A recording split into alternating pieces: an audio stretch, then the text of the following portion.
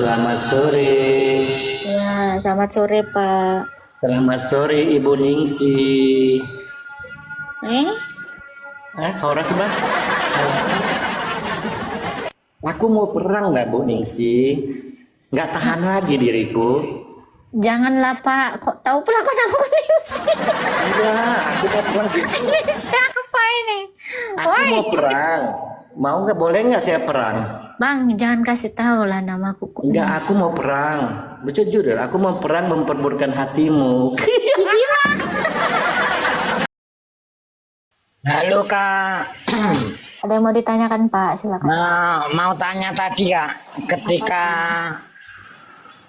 Paulus berjumpa dengan Yesus tadi, ayatnya tadi yang menulis Lukas ya, Iya. Kak.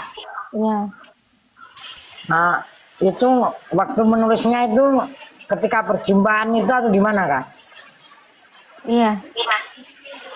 Jadi Lukas itu melihat atau diberitahu Paulus atau gimana ya Kak? Menulis.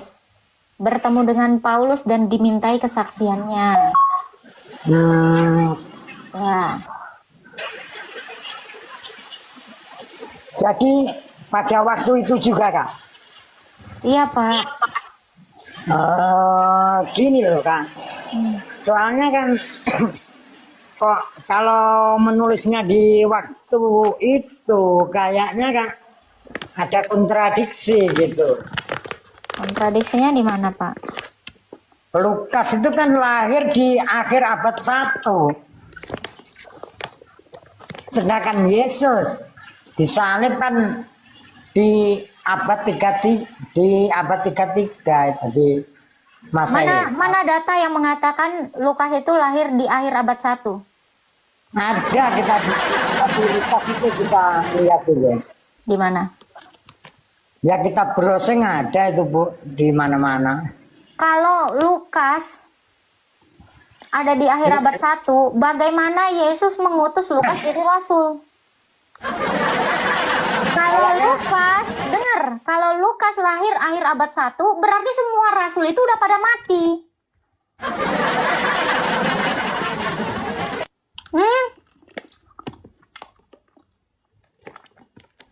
Berarti Maria udah mati. Kalau Lukasnya baru lahir, Maria sudah mati. Bagaimana Lukas menanyai Bunda Maria? Gimana?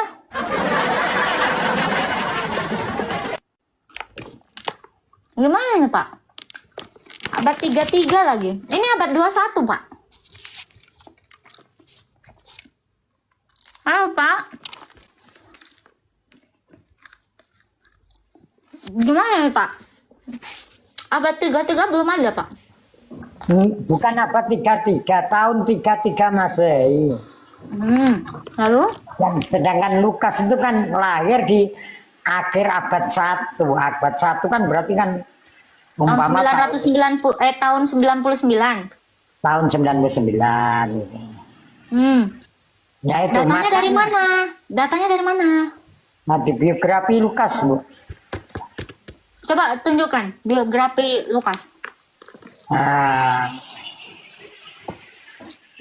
Ini sebentar Bapak ya. bisa tahu biografi Lukas, biografinya Muhammad nggak tahu ya? Ya tahu kalau Muhammad kan 571. Coba buka aja Bu biografinya, Pak, buka. Nah, bentar ya.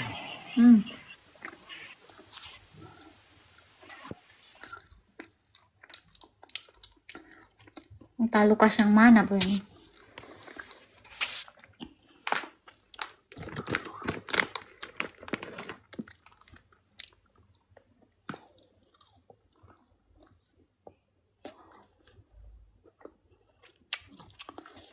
Lukas NMB kali, Pak.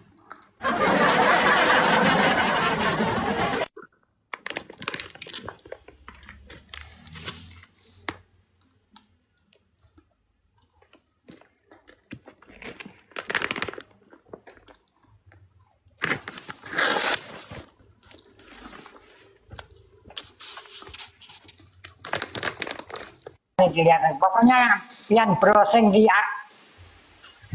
kelahiran Lukas itu akhir abad 1, Bu. Nggak bisa di on cam kan. Bisa on cam. Nah, saya undang ada on cam. Tuh terima. Bentar. Ya, bentar. Hmm.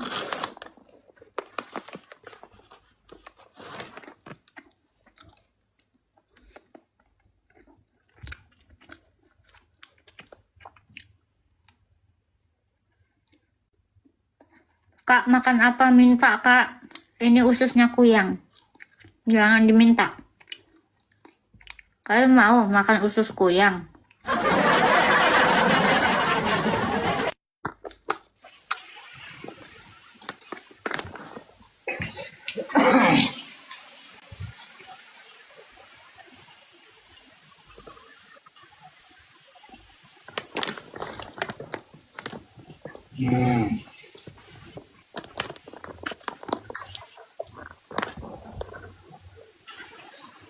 Supaya Pak tambah gemuk aku nanti, Pak. Saya screenshot kalian. Kok nggak bisa ini gimana ya? Saya mana tahu. Kameranya juga aku ketuk kok. Di browsing tadi itu browsing itu biografi Lukas itu akhir abad 1, Kak. Kalau Lukas aja matinya tahun 84, Pak. Lukasnya. Iya, dia mati aja tahun 84. Terus lahirnya tahun 99. Cemana ini kontradiksi, Mbak? Mulut Bapak. Makanya kita ini Bapak yang kontradiksi. Dia aja mati tahun 84. Hah? Terus Anda bilang dia belum lahir. kita baca di biografinya kok akhir abad 1 gitu loh. Mana? Buka. Nah, oke. Kalau gitu nanti terima kasih, nanti saya cari kebenarannya, nanti kita naik lagi ke sini, Kak. Iya, Pak. Orang nggak benar kok.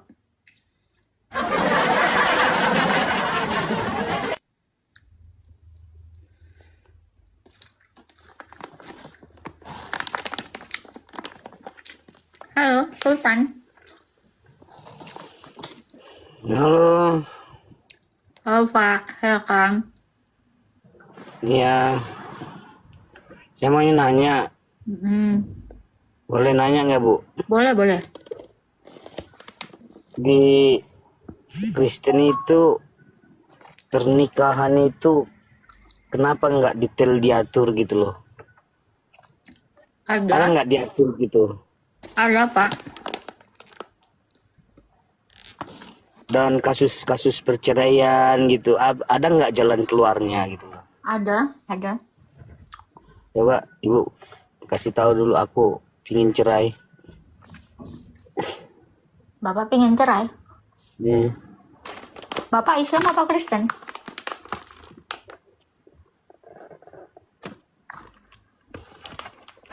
Bapak Islam atau Kristen, Pak? Kristen. Anda tidak boleh cerai kecuali pasangan Anda berzina atau Anda berzina. Gimana tahu kita pasangan kita berzina? Ya kok kayak tahu lah pasanganmu berzina nggak? Kenapa kamu cerai? Udah nggak cocok gimana? Masa berdosa terus? Apa yang nggak cocok, Pak? Nggak sehati lagi gitu loh. Seumpamanya nggak sehati lagi lah, masa dilanjutkan? Apa yang membuat Anda tidak sehati? Keras kepala dua-duanya. Ya berarti Anda lembekkan kepala Anda, bukan perkawinannya diakhiri. Matilah kalau lembekkan. Iya. Karena dengan Anda, kalau Anda mengatakan matilah, ya udah Anda bercerai itu. Anda kan pengen cerai. Ya dengan Anda mati tadi yang Anda bilang, itu kan udah bercerai. Ya udah, selesai kan? Kan katanya Anda pengen cerai. Matilah, ya udah matilah. Jadi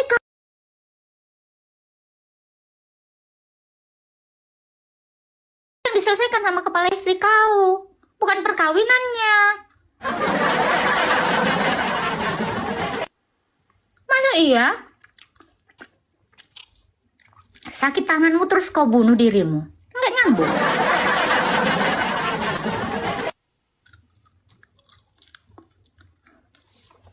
baru kenal kok sama istrimu. Dari waktu pacaran kalian nggak tahu kok keras kepalanya. Ah, kenapa dibisukan? Kita diskusi lah dulu ini masalah perkawinan Kristen ini yang banyak selingkuh banyak karena nggak cocok.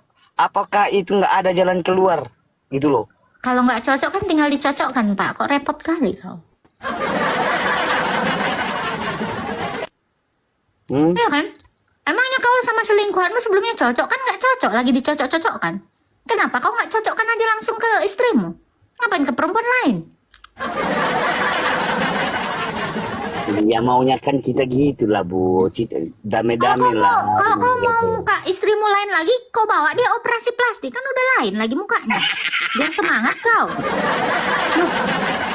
Jadi kalau kau bosan terhadap pasanganmu, bawa dia ke klinik kecantikan. Ganti mukanya gitu. Iyalah, sama aja kok seperti yang mau kau pinginkan. Kan selesai masalahnya, bukan perkawinan yang diselesaikan. Kalau ada duit kau, hilang semua masalah. Masalahnya kau udah kismin, pengenmu yang kayak Jennifer Agnes, Agnes Jennifer, ya wajar lah nggak dapatmu.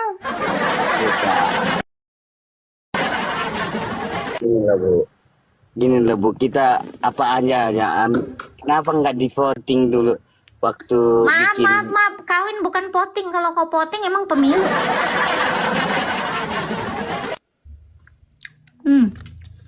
Saran saya, Anda selingkuh aja dulu, nanti baru cerai.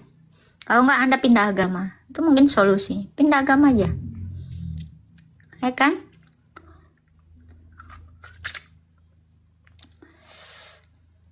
Jadi kalau istri kau nggak kayak seperti yang kau inginkan, kau ubahlah istri kau jadi yang seperti kau inginkan. Bukan perkawinanmu yang mau kau selesaikan. Oke, ada Arnes One, silakan. Halo Arnes. Halo. Santai. Gua mah santai dari tadi, boy. Gue santai. Kok kalau nggak santai, gue udah end live. Inilah ajaran Kristen. Apa tuh? Arjuna hilang, meninggal.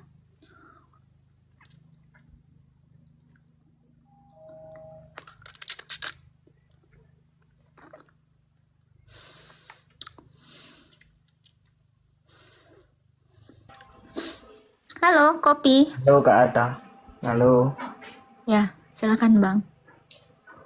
Enggak gini, ini cuma cuma mau naik. Tolong ketawanya itu jangan dipecet terus, nggak asik aku dengernya. Ya udah, nggak usah denger. Ya Keluar. Nggak asik keluar ya. Yang masuk ke room saya ini nggak saya paksa ya. Jadi kalau kalian merasa tidak senang, tidak asik, keluar dari room saya. Saya tidak narik-narik kalian ke sini. Ingat, ya, gitu. Kenapa? Biar aku nggak kesepian di sini loh. Nggak apa-apa, Bang. Kalau nggak suka keluar aja. Saya tidak memaksa kalian kok ke room saya. Nggak seneng skip, ya kan? Gitu. Jangan dibikin repot hidup ini. Silakan Pak Supardi. Halo, Pak Supardi.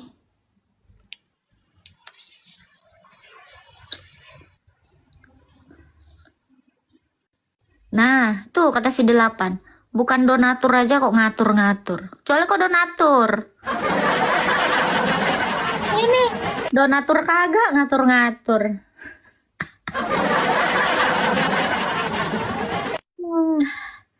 Santai aja di room saya nih. Ngasih mawar sebiji aja enggak, sok ngatur-ngatur. Bisa ketawa ke well boy. Donatur aja belum tentu bisa ngatur saya. Itulah. Makanya Bapak jadi donatur saya baru ngatur. Nggak jadi donatur jangan ngatur. Tersinggung aku, Kak. Alah, kayak ada aja kok kasih aku. Soalnya di bawah banyak yang belajar gitu, Kak. Hargai. Loh, kau yang menghargai saya, bukan saya menghargai kau aja. Banyak yang belajar, Kak. Ya udah, kalian memang belajar dari saya. Kalian belajar aja di rumah, jangan di room saya. Di room saya ada ketawa-ketawa soalnya. Itu loh. Aku nggak punya mawar, Kak. Yang penting kan punya babi panggang. Silakan user, halo.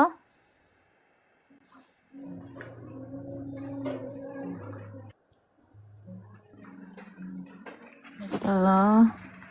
Kan kalau mau belajar di sekolah aja, jangan di room saya. Room saya bukan sekolah. Halo, Mariana. Halo Kak. Ya, Ya, Tuhan berkati ya Kak. ya, sama-sama Ibu Ya. juga. Sehat selalu, amin. Menjadi berkat ya Kak. Amin. Terus menjadi garam bagi orang yang membutuhkannya Kak. Yang Ya. membutuhkan bahwa firman itu iya dan amin. Itu aja Kak. Ya, Sehat Tuhan selalu. berkati. Ya, amin. Ya, Tuhan berkati ya Kak. Ya, salam. Kan enak gitu ya kan. Silakan Abdul Latif. Halo, Abdul Latif. Halo, Ya, ya semoga semuanya sehat-sehat aja. amin. Yang mau ditanya, Pak? Nggak ada, Oke, Bapak Islam Kristen, Pak. Muslim, ya mohon maaf, nggak ada yang ditanya. Oke. Cuma Bapak, mau doakan mudah-mudahan sehat semuanya. amin, Pak. Terima kasih. Bapak juga sehat selalu. Ya. Kasihilah musuhmu, panjang sabar, belas kasih. Kesabaran saya dari tadi udah panjang kali loh. Ya, sekali-kali kalian naik ke atas. Kalian coba menghadapi yang seperti itu, ya. Nah, yang kayak gini nih, coba ada satu orang yang di bawah yang bilang suruh panjang sabar, ngomong sama bapak nih. Silakan, gua kasih waktu 1 jam naik. Yang nyuruh sabar, nah silakan naik ke room saya. Saya mau dengar ya sambil makan. Cepat, silakan. Silakan naik. Ya, ogah Kak. Nah, lu aja sakit kepala. Ini lagi gue. Udah cobain dong ngomong sama dia. Ada yang mau ngomong sama dia? Ngomong, silakan. Yang nyuruh sabar Kak, ajar kasih. Silakan ajarkan. Jangan nyuruh orang terus gitu. Aku pun pantatku udah panas ini. Nah, Host kocak juga ini. saya bukan host kocak, saya host koplak. Nanggung kocak. Koplak juga. Apa? Di mana tinggal, Bu? Cari Di mana? Waduh. Jangan nanya-nanya aku tinggal mana, gob. Emang kau suka kali bikin saudara kau ini mati ya kan? Mati lebih cepat. Lu suka kali. Ininya dipakai ya. Ini dipakai gitu loh. Kayak gimana ini bodyguard Komal? Stres sekali aku nih orang ini. Naksir dia Kak. Udah ada bininya. Jangan kalian bilang naksir ya. Iya kalian tuh kayak end love lah aku ya. Udahlah ya, end love aja lah aku ya. Capek. Saya mau buka Komal tapi belum cukup untuk buka Komal Hicks ya. Semangat berusaha lagi ya. Gigit dia Kak. Saya bukan anjing Bang.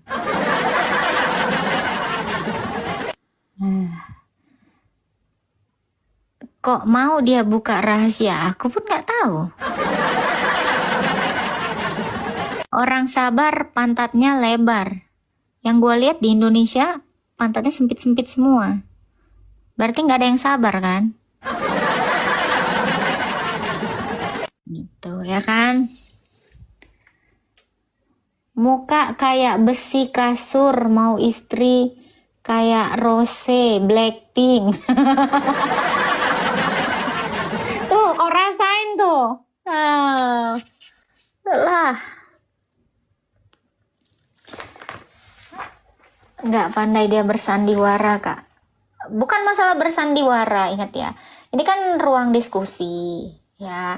Kalian juga tahu aturan dalam berdiskusi. Di sini kita mengandalkan materi yang mau didiskusikan, bukan hanya alamat. Ambil lah. Ya, diskusi itu apa? Apa yang dibutuhkan? Alamat. Nggak ada diskusi butuh alamat. Itu loh, bukan masalah bersandiwara. Itulah. Jadi kalian pun jadi oten tuh ngotak sedikit ya, ngotak ya, ngotak bukan pakai otak, oke? Bibir miring kenapa? Karena mau ngomong bang. Kalau bibir tidak dimiringkan, tidak dimajukan, gimana mau ngomong? Oh, kok nggak miring nih bang? Apa yang nggak bisa? Kok bohong? Ya, aku padamu.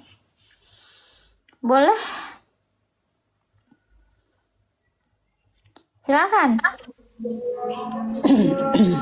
Halo. Selamat sore. Ya, Halo, Kak. selamat pagi. Hah?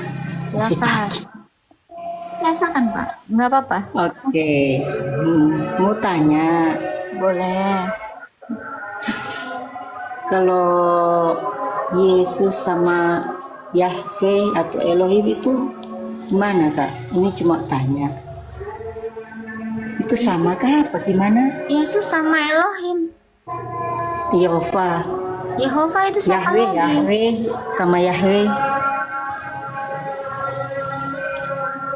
Aku cuma tanya, Yesus sama Yahweh itu samakah apa gimana?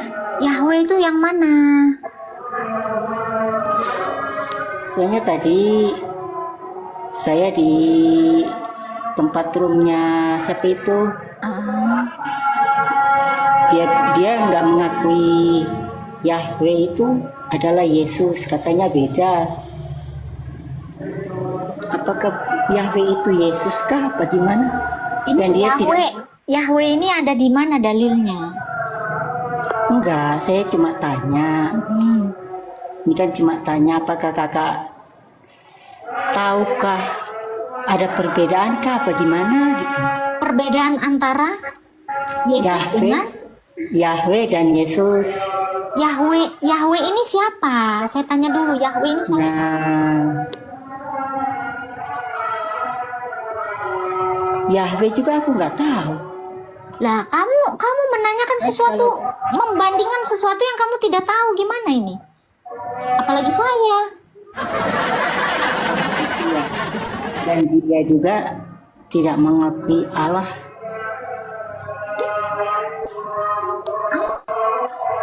Allah itu dia tidak akui bahwa itu katanya bukan Allah. Gimana menurut kakak? Saya nggak tahu ini ayatnya di mana. Justru aku tidak tahu, aku mau bertanya kak. Ya karena nggak ada ayatnya, gimana saya mau menjelaskan? Oh, Dasarnya tidak ada, terus saya mau menjawab apa gitu. Bedakan antara Yesus dengan Iya. yang nggak ada. Apa yang mau saya bedain? YHWH, yang di tapping di bawah itu. Hmm? Maksud saya itu YHWH. YHWH nggak ada di kitab kami. Oh, Kalau di dalam Alkitab kami nggak ada YHWH, terus apa? ya cuma itu saya belum memahami juga. Makanya kan saya ini cari tanya-tanya. Ya, jadi gini ya Pak. Ya. Yahweh sama dengan Yesus, tapping-tapping di bawah itu ya. Yahweh sama dengan Yesus. YHWH atau Yahweh itu dalam bahasa apa gitu. Saya juga harus tahu dulu.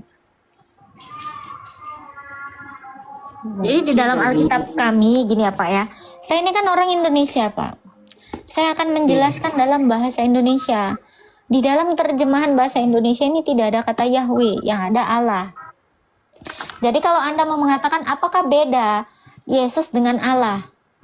Allah yang adalah Sang Bapa tentu beda dengan Sang Firman, karena Firman itu adalah perkataannya Allah. Beda namun dalam satu hakikat, keilahian. Iya. Ada lagi yang mau ditanyakan, Bung? Ya cuma itu aja. Itu Pepeng katanya yang di bawah itu bahasa Ibrani ya. IHWH.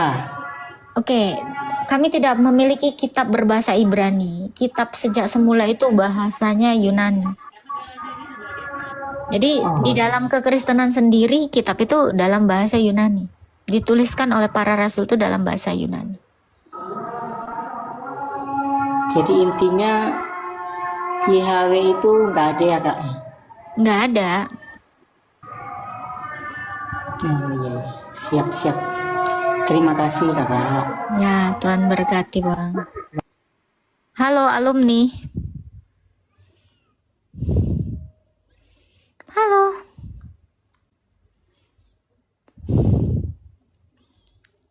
Silakan alumni cinta. Kemute itu, Bang. Papa cintanya papa muda, Uma ngeri.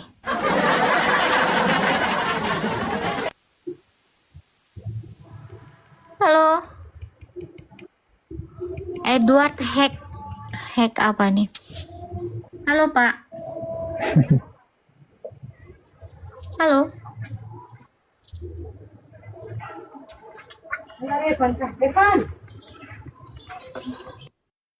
Sudah keluar. Oke, ini ada Sandi Ahmad. Ada Sri Wanita. Halo, Sandi Ahmad.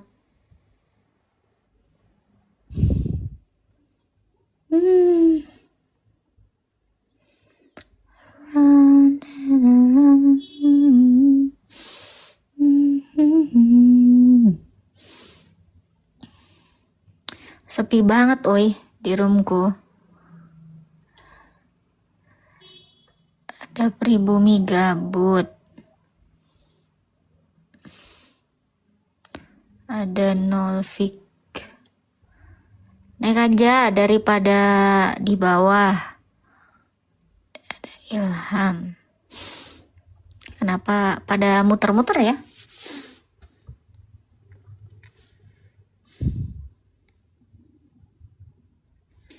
Karismatik sering saya dengar panggil Bapak Elohim Yahweh.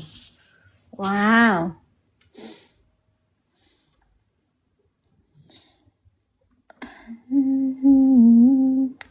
Iya, penggunaan tetragramaton atau YHWH itu tuh baru dimulai dari orang-orang Yahudi Rabini, dan mereka itu sebenarnya menyontek dari kitab Alkitab yang dari bahasa Latin, terjemahan dari Vulgata. Asal kalian tahu aja, itu yang disebut Masoretic Text. Jadi untuk orang-orang Kristen, jangan sok ke Yahudi-Yahudian, jangan sok ke Ibrani-Ibranian, karena Israel itu sudah lama dijajah oleh bangsa Romawi dengan menggunakan bahasa Yunani, gitu ya. Kitab Zionis itu, bukan kitab Zionis, bukan.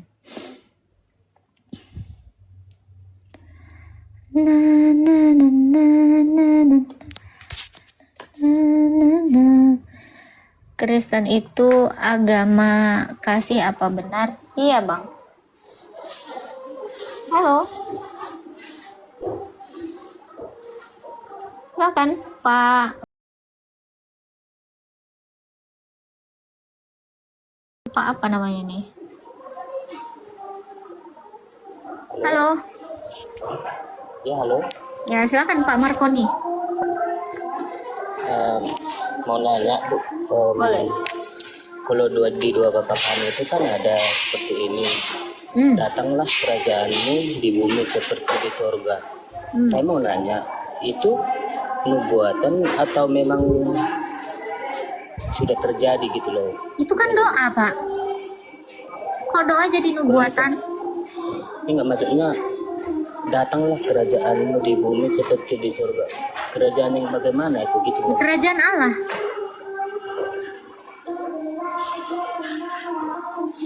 kerajaan Allah yang datang ke dunia ini. Berarti kita harus bersikap seperti di dalam kerajaan Allah. Itu yang dimaksud. Jadi di dalam doa Bapa kami, kenapa dikatakan Bapa kami yang ada di sorga, Bapa kami yang di dalam sorga, dikuduskanlah namamu, datanglah kerajaanmu. Berarti kita tuh memohon keberadaan Allah yang ada di sorga itu seperti yang ada di bumi itu. Itu maksudnya Pak, dari situ Pak Markoni. Silakan Pak Markoni. Jadi supaya kehendak Allah yang ada di dalam sorga itu, dalam kerajaannya itu juga terjadi di dunia ini. Itu maksud dari permohonan doa itu. Seperti itu Pak Markoni.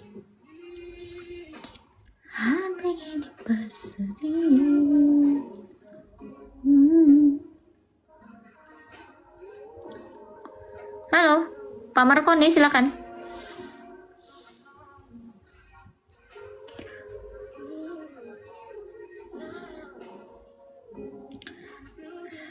Pak Markoni, halo.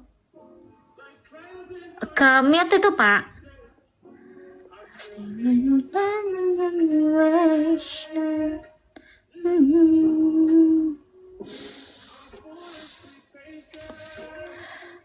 Halo Sandi Ahmad.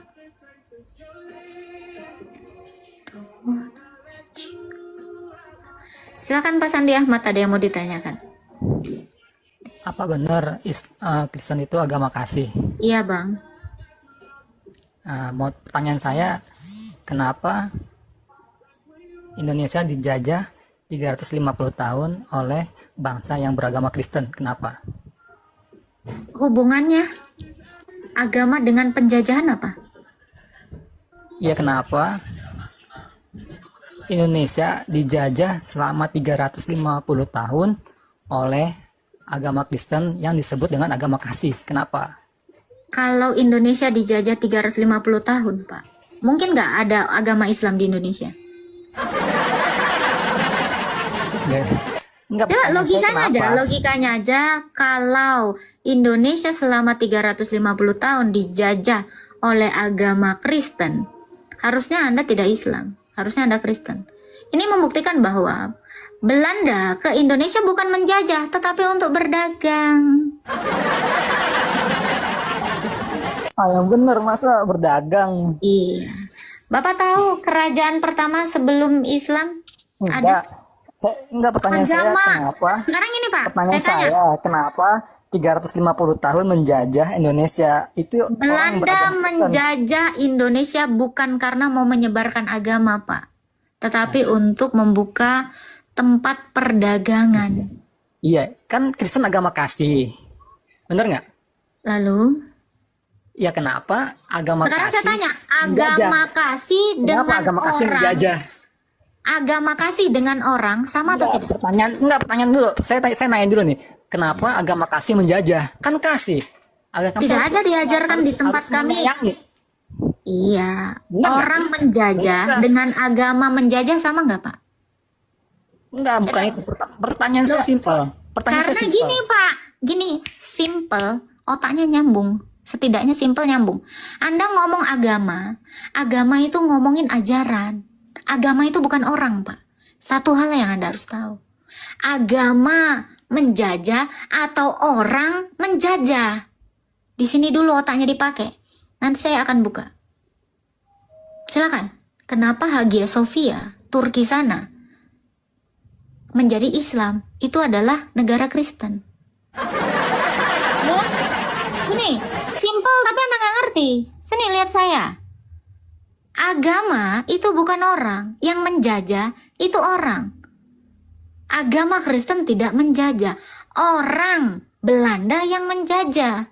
Hubungannya agama dengan orang apa? Yang menjajah ini. Ya. Justru VOC, Kamar Dagang Belanda, Hindia Belanda, itu membantu penyebaran agama Islam. Kalau Anda mau lihat data NU, silakan buka. VOC itu membantu menyebarkan agama Islam. Kalau Anda mau tahu, logikanya adalah kalau benar 350 tahun Belanda menjajah Indonesia, nggak ada yang beragama Islam di dunia, di Indonesia ini, Pak. semuanya jadi Kristen. Kenapa harus jadi mayoritas Islam?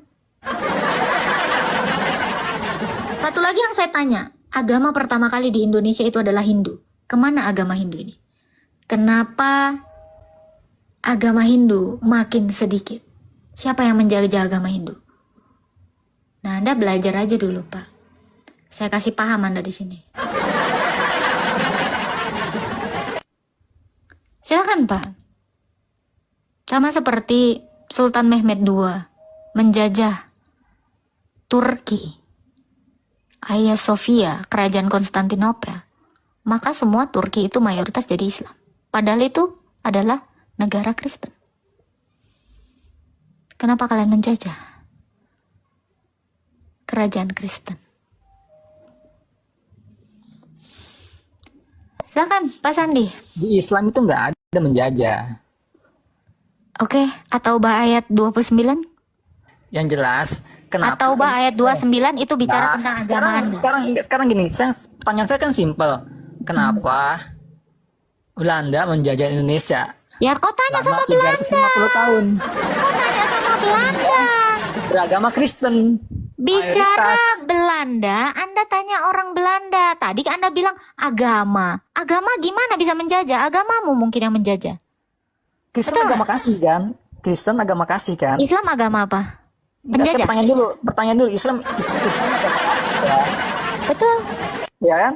Nah, agama kasih itu seperti apa? Coba jelaskan agama kasih itu Mengasihi, seperti apa? mengasihi. Nah, kenapa harus menjajah? Yang Selama menjajah 350 agama. tahun. Sekarang saya tanya, agama menjajah? Agama menjajah nggak saya tanya? Orang Ya, Belanda itu tapi orang- saya orang bisa penjajah. menunjukkan agama penjajah karena agama itu ajaran. Ini ajarannya.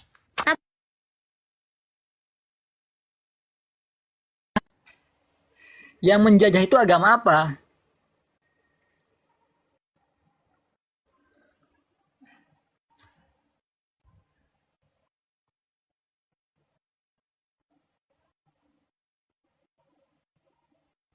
Itu Pak. Nah, Yang ini baru menjajah itu agama agama penjajah. apa? Ini Yang ajaran. agama itu agama penjajah. Nah, yang mana? Itu Pak. Baik. Indonesia Itu tuh baru agama dijajah. penjajah Pak. Perangi.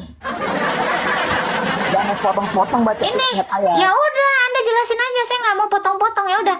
Ini maksud Ngomongnya- dari ayat ini apa? Nih, pertama, saya minta penjelasan Anda dulu. Kan saya minta penjelasan dulu. Gak ada Kristen itu, di perintah Tuhan, Kristen nggak ada itu kayak gini. agama Ini baru kasih, agama ya? penjajah. Kristen itu agama Ini kasih. agama apa? Kenapa Ini harus agama apa menjajah? Saya tanya ini Kristen agama apa ini? kasih. Kenapa harus menjajah? Ini agama apa? 350 tahun loh dijajah loh. Yang bebasin siapa? Orang-orang. Udah, ini agama apa?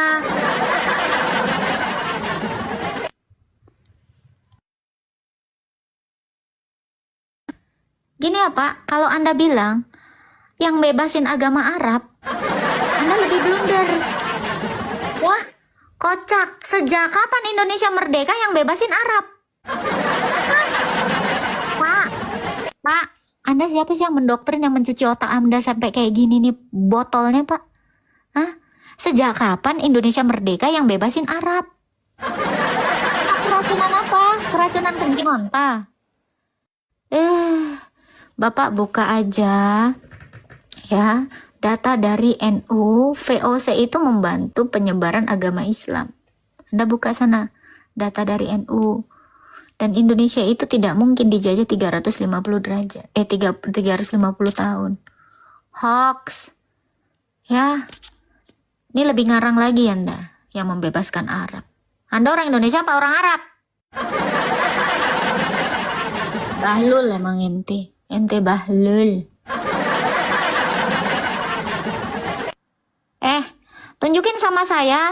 Dikatakan Belanda bawa misionaris. Di mana ada orang Belanda itu datang itu untuk menyebarkan agama? Tunjukkan sama saya. Tunjukin aja. Ya, berlebihan itu 350 tahun itu berlebihan itu. Supaya membakar semangat kalian aja itu. Ngarang aja. Kalau memang yang mau bebasin Arab, berarti sebelum Belanda, Arab sudah menjajah orang pribumi. Nah itu? Kalau Anda bilang Arab yang membebaskan, berarti Arab terlebih dahulu menjajah Indonesia. Itu dong logikanya seperti itu.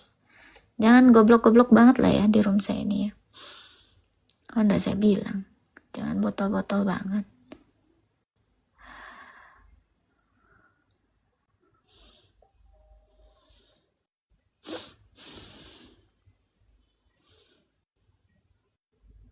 Silakan Pak Sandi. Pak Sandi, kalau memang Belanda menjajah, nenek moyangmu itu nggak ada lagi yang beragama Islam. Paham? Ya, kalau memang Belanda menjajah Indonesia, nenek kau itu nggak ada yang beragama Islam lagi. Sekarang negara-negara di Asia itu yang ngejajah negara yang beragama apa? Islam. Tanya. Islam. Islam. Dari mana? Itu belajar sejarah nggak? Coba. Ayo, Malaysia dijajah sama Inggris. Inggris mayoritas agamanya apa? Sekarang saya tanya, di Malaysia mayoritas apa agamanya? Harusnya orang Malaysia Kristen semua Dibalik dong. lagi sih. Kok dibalik lagi sih? Tujuan Balik kan ke agama kasih. Agama Tujuan- kasih loh. Agama kasih apa? agama kasih apa itu sih? ajaran, Pak. Agama itu ajaran. Ya makanya ajaran kasih kan. Iya. Ya kan, ajaran kasih kan. Ya kenapa negara-negara yang beragama kasih itu menjajah? Kenapa? Anda diajarkan perang, Anda kenapa nggak perang? Anda kan agama perang nih. Kenapa Anda nggak perang? Anda juga sudah bertentangan dengan agama Anda. Itu At-Taubah 29. Anda itu agama perang. Kenapa Anda tidak perang? Kenapa Anda melawan Tuhan Anda? Perang dong. Itu agama Anda. Tadi saya sudah tunjukkan. At-Taubah 29 itu adalah agama perang, ajaran perang. Kenapa Anda tidak perang? Salah sendiri. Ya, perang Pak. Perang sono. Perangin. Perintah itu. Kok orang nggak mau memerangi, kau paksa memerangi. Kau disuruh merangi, kok nggak mau merangi? Aneh. Udah. Dodol. Batal. Kan ngomongin agama. Ya udah, agamamu itu. Aku pula. Halo. Itulah kalian ini memang Salfok. salpok juga. Mana BAB? BAB aku tadi naik loh. Halo, Ya, halo Pak. bahasa apa ini Bu? Bahas perang. Perang kok bisa perang? Damai-damai aja lah kita. Ngapain kita perang-perang? Kan disuruh Tuhanmu. Iya Jangan ya. damai. Kan Anda nggak Iya disuruh yang damai. mana itu Kak? At-Taubah 29. Nih. Saya belum tahu Kak. Coba dibacakan Kak.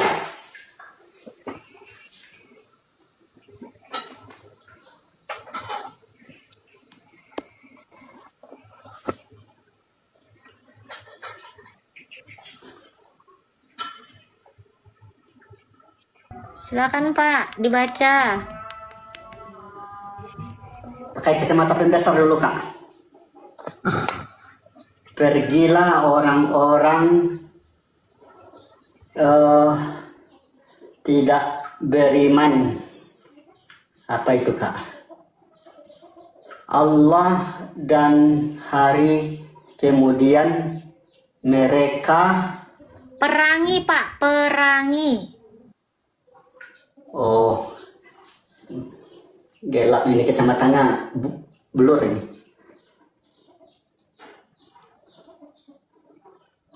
Oh iya ya. Kok bisa gitu? Saya biasanya nggak baca artinya, Kak. Jadi nggak tahu. Oh, Iya, kami biasa baca apa? Oh, ayat-ayat Oke, apa aja, huruf-hurufnya. Artinya nggak tahu kami. Siap. Jadi Bapak mau perang nggak Pak kalau disuruh perang? Kalau perang tuh nggak suka. Saya damai-damai aja.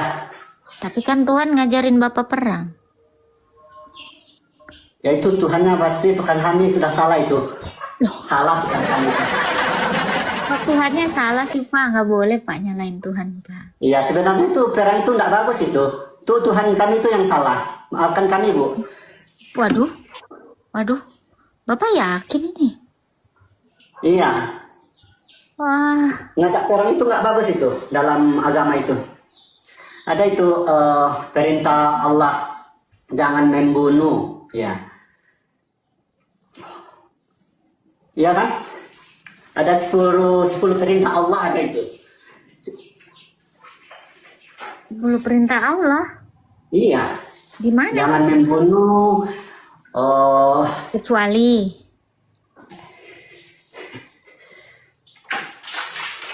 terdesak, berarti boleh.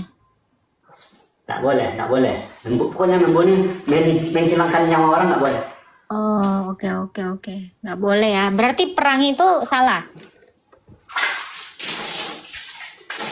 Perang kalau kita dilawan tanpa salah, ya boleh juga kan dilawan.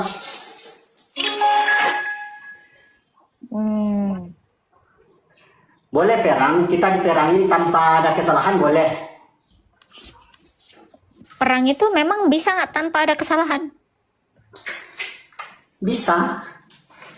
Gimana? Perang apa itu? Perang bantal lah kalau gitu. Kadang dia ada yang merebut sama kita sesuatu. Contohnya kok rebut istri kita atau apa harta kita, itu bisa kita perang itu. Perang itu dalam skala besar, Pak. Perang itu bukan 1, 2, 3 orang. Aku mau perang. Aku udah siap perang nih. Ya. Jangan gitu lah kok. Yang suka perang itu biasanya jiwa pembunuh itu. Serius lah. Jiwa pembunuh. Kalau orang yang suka perang. Siap. Berarti waktu turun ayat itu Baginda itu gimana jiwanya Pak? Waktu disuruh perintah perang itu Pak? Berjiwa? Jiwanya pembunuh itu. Waduh. Iya. Oh, oke. Mungkin sedang masuk setan di badannya. Oh, iya. Iya. Dirasuki setan dia. Oke. Makanya keluar ayat itu. Oh, Iya. karena dirasuki, jadi diperintahkan perang. Iya. Coba dalam keadaan jernih otaknya, pasti ayat itu bagus kan? Maksudnya? Iya. Salam toleransi ya Pak Karan ya. Iya, salam toleransi. Tuhan berkati. Amin. Mau nanya host IM itu. Kenapa? Apa, Abdul? Itu namanya IM, katanya mau nanya. IM apa? Nggak ada, kirim permintaan aja. Banyak banget ini yang mau naik. IM. Kirim permintaan naik aja IM. Udah ya? Oke, nyari. Halo. Halo, selamat sore. Ya, selamat sore Pak.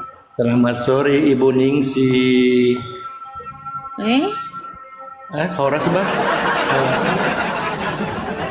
Aku mau perang lah Bu Ningsi. Nggak tahan lagi diriku. Janganlah Pak, kok tahu pula kok nama Ningsi? Enggak, aku mau perang. Ini siapa ini? Aku mau perang. Mau nggak, boleh nggak saya perang? Bang, jangan kasih tahu lah namaku. Enggak, aku mau perang. Jujur, aku mau perang memperburukkan hatimu. Gila.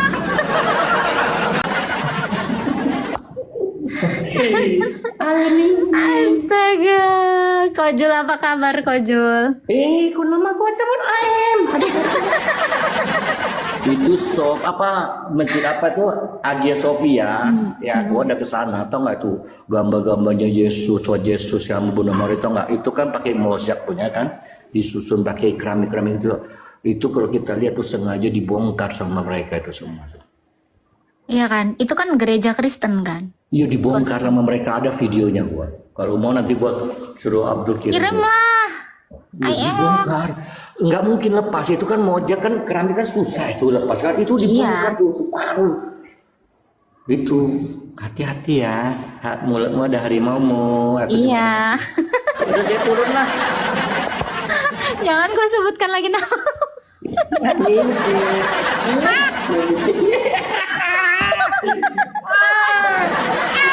saya turunin.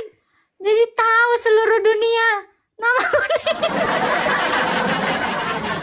Janganlah, Kojul memang parah kau ini, Kojul. Bisa pula dia tahu nama aku Ningsih. Siapa yang ngasih tahu dia tuh? Kau ya, Michael? Ini mau ngobrol. Kuturunkan dia. Aduh, jangan ya. Aduh. Malu saya. Itu tadi bercandaan ya. Jangan diambil hati ya. Aduh. Jadi ketahuan deh saya. Ini ada yang di bawah nih ya. Sini saya ajarkan kau, Agatha. Silakan naik aja. Kenapa Ningsih semua? Astaga.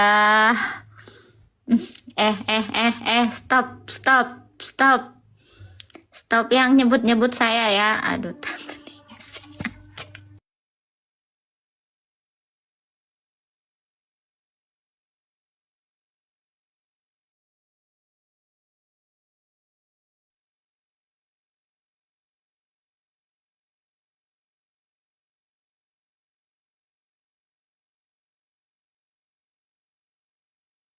Gerald, awas kalian ya. Stop semuanya nyebut Ningsih ya.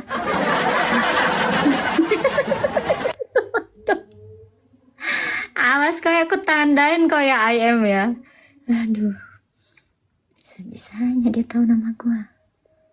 Parah. Ibu Ningsih. Nggak ada Ibu Ningsih di sini. Jangan sebut-sebut nama Ningsih. Ningsih udah mati.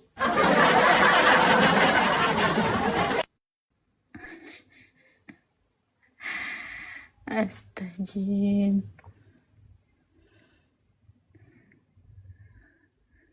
Aduh. Woi, stop ya. Stop menyebut nama Ningsih. Halo John Wick. Tertekan. Halo. Ya, silakan Pak John. Hah? Ada yang mau ditanyakan? Jangan manggil Ningsih juga kok di sini. Sebelum Anda menyebutkan saya turunkan. Nih saya ini ya, saya hentikan komen ya kalau kayak gini ya. Halo Effendi. Next. Halo Effendi Saleh. Si Laskar Juma ini pun ketawa-ketawa. Ku blok-blokin kalian nanti, tunggulah ya. Nih, gua in live dulu lah. Kalian bisa nggak sih orang Kristen jangan berisik? Aduh. Kau kicoy, awas kau ya kicoy ya. Apalah arti sebuah nama? Ya berarti lah. Jangan gitulah woi. Udahlah, itu kan nama lama. Halo Pak Rashid. Apa nih? Pak Rashid, halo. Halo Bu Ningsih. Selamat. Ada yang mau ditanya Pak? Salam kenal dulu lah ya, boleh kan? Iya, ada yang mau ditanya Pak? Serius lah Bu, kok ketawa-ketawa jadi Ya, apa yang mau ditanya? Silakan. Coba kedipkan bola matanya Bu sebentar. Anda nanya-nanya aja. Oke lah. Pertanyaan saya Bu itu tentang, Iya, apa? nggak apa-apa kan saya mau belajar sama Ibu, boleh ya? Boleh, boleh, Pak. Saya sih selama ini agak tertarik ya dengan isi dari pembicaraan yang disampaikan Ibu melalui komal Ibu. Selama ini saya diam-diam lihat gitu. Saya mulai berpikir gitu, kok selalu ada yang ditekankan di keyakinan saya. Sepertinya memang ada benernya gitu, lama-lama ya saya berpikir ya Bu gitu. Terus di lain sisi saya dengar pengajaran-pengajaran atau informasi-informasi mengenai firman Tuhan yang ada di keyakinan Ibu gitu. Jadi saya mulai agak tertarik dan ada semacam gerakan di hati saya Bu gitu. Saya pengen mengetahuinya lebih dalam, cuma saya nggak tahu melangkah kemana gitu. Karena lingkungan saya juga nggak memungkinkan begitu Bu. Jadi saya beranikan diri bertanya di sini kepada Ibu gitu tentang siapakah Tuhan Yesus itu gitu. Mengapa dia, sebenarnya sudah banyak saya dengar tentang Yesus, tapi saya kurang tahu, kurang masih bingung begitu, masih bingung jelasnya karena banyak cara mereka menerangkan, tetapi memang mengerucut ke satu titik ya bahwa dia Tuhan dan Allah begitu. Bisa Ibu berikan ke saya dengan yang lebih simpel begitu Bu Ningsih. Terima kasih. Yang lebih simpel tentang Yesus. Iya, yang nuzul ke bumi untuk manusia begitu ya, tepatnya untuk menebus manusia itu dari dosanya begitu. Karena sejatinya manusia itu sudah berdosa begitu. Jadi saya di situ agak oleng mendengarnya. Benar, memang manusia sudah berdosa dari Adam dan Hawa. Ya, berarti kita memang butuh Tuhan Allah yang namanya Yesus gitu. Cuman saya masih bingung informasi tentang Yesus gitu, Bu. Iya, Yesus itu adalah firman Allah, penyataan diri Allah yang tidak kelihatan. Yohanes 1 ayat 18. Jadi kalau saya mau perkenalkan Yesus itu siapa? Dia adalah Allah yang datang kepada Adam, Allah yang datang kepada Abraham, Allah yang datang kepada Nuh, Allah yang datang kepada Musa, dan Allah yang datang kepada bangsa Israel. Dalam berbagai rupa, dalam berbagai cara. Dia memang sengaja datang ke dunia ini dan mengambil kodrat manusia itu supaya dia menjadi Allah bagi Adam yang sudah mati. Makanya dia mati. Dan sekaligus dia menjadi Allah bagi orang yang hidup. Itu. Jadi sebenarnya dari penjelasan Anda sudah tahu bahwa Yesus itu adalah Allah yang datang dalam rupa manusia. Cuman kan orang-orang yang sekarang ini hanya melihat dari sisi kemanusiaannya, tidak kepada keilahiannya gitu. Dari hal yang Bapak jelaskan tadi sebenarnya saya sudah tahu bahwa secara logika kalau kita itu bertuhan atau kita mengimani Tuhan akan menyelamatkan kita, maka Tuhan itu harus memberikan bukti bahwa Dia bisa membangkitkan kita dan menghidupkan kita, sama seperti yang dilakukan Yesus. Adakah Tuhan-Tuhan lain seperti yang dilakukan Yesus ini? Tidak ada. Semua Tuhan-Tuhan di dunia ini hanya memberikan janji, tetapi tidak memberikan bukti seperti yang dilakukan Yesus.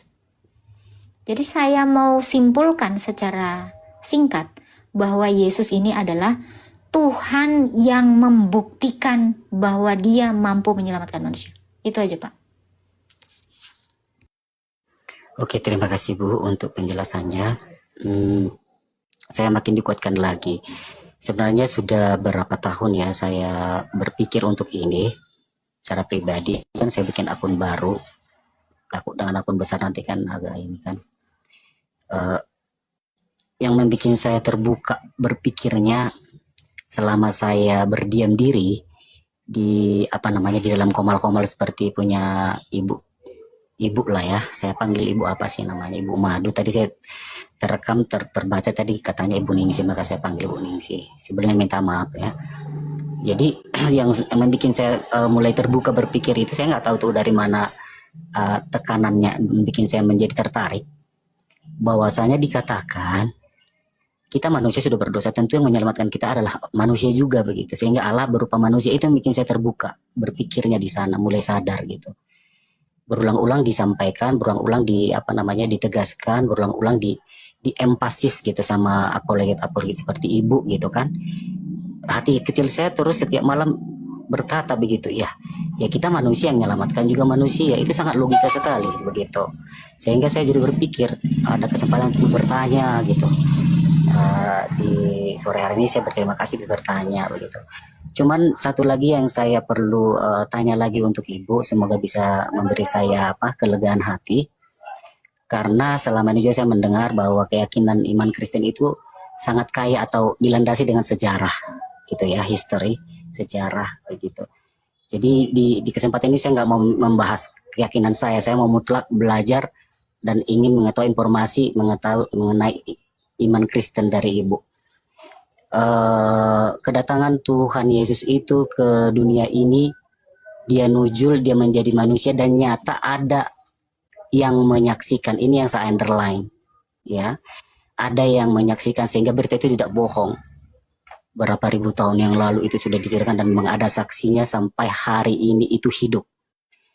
Nah, yang pengen saya tanyakan, Tuhan Yesus itu datang dengan wujud manusianya, tubuh manusia, rupa manusia, gambaran manusia, begitu. Berarti dia touchable, bisa disentuh ya, karena ada murid-muridnya pada saat itu seperti yang sering saya dengarkan ya. Mengapa sampai saat ini yang masih masih blur begitu dalam pikiran saya, kenapa gambaran Yesus itu tidak konsisten begitu? Maksudnya gambaran Yesus itu wujud rupanya dalam gambar itu kenapa berbeda-beda begitu? Oke.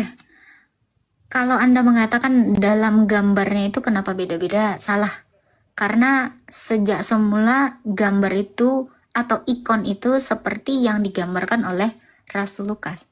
Penggambaran yang kita lihat sekarang yang kebule-bulean itu adalah gambar-gambar yang baru-baru di abad sekarang. Nah, ini kebetulan ini langsung dari akhir abad keempat ya, di Hagia Sophia. Ini saya tunjukkan bentar.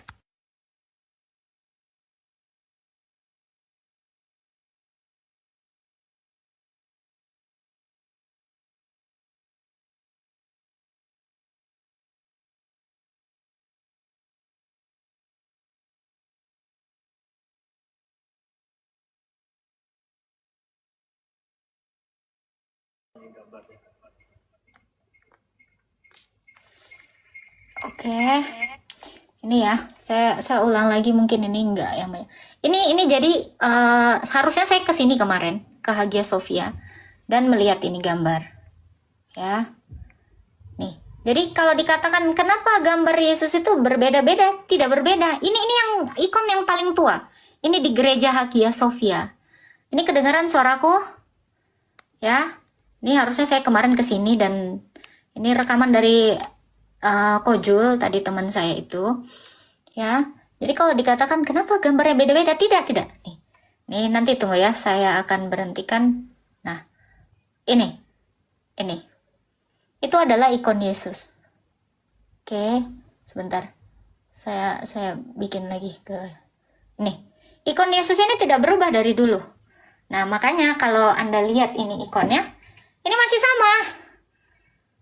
Penggambaran itu tidak berbeda. Jadi yang sekarang ini, kalau Anda mau lihat, yang benar itu ya ini. Ini di gereja tertua yang di Turki sana. Jadi kalau mengatakan kok gambar Yesus tuh beda-beda, nggak ada beda sama sekali. Seperti itu. Gue pergi dulu ya. Oke. Gue lagi di Jayapura ini, datanglah para krisis ke sini lah. Di Jayapura gue ini. Oke, siap. Nanti gue ke sana. Oke, jadi seperti itu ya Pak ya. Untuk orang-orang yang menggambarkan Kristus itu yang baru-baru sekarang ini, itu adalah kekeliruan. Jadi kalau mau dibilang yang mana nih yang paling mendekati, datanglah ke gereja pertama, perdana ya, bangunan gereja yang dibuat oleh Raja Konstantin. Ya, itu tahun 300 berapa, akhir abad keempat. Datang ke sana, ke Hagia Sophia, kalian akan menemukan ikon yang sama. Seperti yang digambarkan tadi. Jadi kalau dibilang, ini gambarnya Yesus yang gimana ini? Ya, lihatlah di gereja tertua itu. Seperti itu Pak. Jadi untuk orang-orang yang menggambarkan yang aneh-aneh, saya tidak akan percaya itu. Karena saya percaya Rasul Lukas, karena Rasul Lukas yang menggambarkan itu bersama Sang Theotokos. Ada juga. Jadi itu Pak, ada upaya untuk menghapus gambar ikon itu di Hagia Sophia sana. Sekarang kalau kalian lihat ke sana, itu malah ditutupin pakai spray-spray kayak gitu. Jadi kalau kalian mau lihat, itu situs tertua, itu tahun 390 berapa itu. Akhir abad keempat. Nah, jadi kalau dikatakan, kok muka Tuhan Yesus beda-beda? Enggak. Tapi makna dari ikon itu adalah teologi dalam warna. Ada Injil yang mau diberitakan dari gambar itu. Kenapa dengan menggunakan warna-warna demikian? Itu adalah cara Rasul Lukas itu melukis atau mengajarkan tentang Kristus. Tadi udah lihat ya, yang di Hagia Sophia itu dia bawa kitab seperti ini. Itu karena udah dihancurkan, ya. Dia bawa kitab seperti ini. Yesus itu tidak bawa Injil. Sekali lagi saya katakan seperti yang kemarin-kemarin, Yesus itu memegang kitab kehidupan. Ini adalah nama orang-orang yang akan dibangkitkan. Jadi ini bukan Injil, karena Injil itu adalah dia. Dia yang ilahi dan yang manusia. Nih ikon ini, kenapa biru dan merah? Ini melambangkan atau menggambarkan dia adalah yang ilahi dan yang manusia. Kalau mau lihat ya kayak gini, ini pakai filter ya karena ini ya. Tapi yang paling mendekati itu, yang dilukiskan oleh Rasul Lukas. Jadi kalau dibilang beda-beda, enggak Pak. Seperti itu. Silakan Pak Rashid. Terima kasih Bu untuk penjelasannya. Nah, ini saya mau tunjukkan satu lagi ya. Nih. Boleh Bu, boleh. Nih. Ini adalah lukisan yang tidak dilukis manusia. Nih. Ini Kristus Yesus sendiri menaruh wajahnya di kain handuk dan itu menggambarkan wajahnya. Ini. The towel of apa ini ya? Of face of God ini. Ini dia. Ini ikon yang tidak pernah digambarkan oleh manusia, tapi Yesus sendiri yang menggambarkan wajahnya di kain itu. Ini adalah sejarah dari gereja kami. Makanya kenapa gereja-gereja itu pun menggunakan ikon ini. Ini gimana ya? Oke, bentar ya. Saya ini. Jadi kalau mau tahu ikon tertua ya ini dia. Ya, ini ada di gereja-gereja kami. Di semua gereja Kristen. Nih ya, tunggu saya iniin dulu deh. Filternya ini ada filternya soalnya. Oke, ini. Kelihatan? Nah, ini juga pengetahuan untuk teman-teman yang lain ya, yang mau tahu ikon tertua itu. Ini adalah lukisan yang tidak dilukis manusia, tetapi Yesus sendiri. Ini. Iya.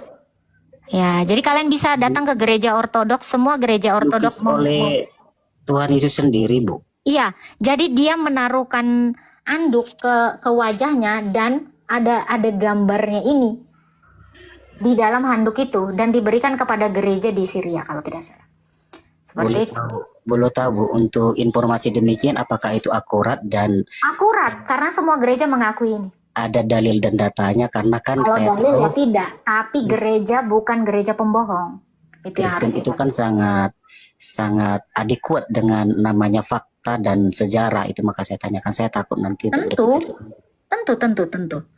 Jadi ini akurat, benar-benar akurat dan tidak ada kebohongan karena gereja itu Pak, gereja itu dia itu berdiri atas tradisi suci, jadi tidak bisa buat ajaran-ajaran baru. Makanya kenapa gereja itu syarat akan perayaan-perayaan.